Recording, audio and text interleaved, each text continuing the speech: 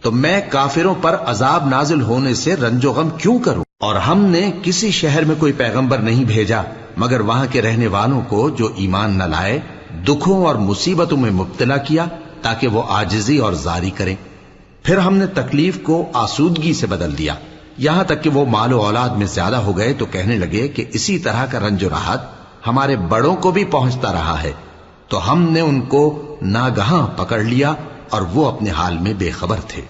اور اگر ان بستیوں کے لوگ ایمان لے آتے اور پرہیزگار ہو جاتے تو ہم ان پر آسمان اور زمین کی برکات کے دروازے کھول دیتے، مگر انہوں نے تو تکذیب کی، سو ان کے اعمال کی سزا میں ہم نے ان کو پکڑ لیا۔ کیا بستیوں کے رہنے والے اس سے بے خوف ہیں کہ ان پر ہمارا عذاب رات کو واقع ہو اور وہ بے خبر سو رہے ہوں؟ اور کیا اہل شہر اس سے نڈر ہیں کہ ان پر ہمارا عذاب دن چڑھے آ نازل ہو اور وہ کھیل رہے ہوں؟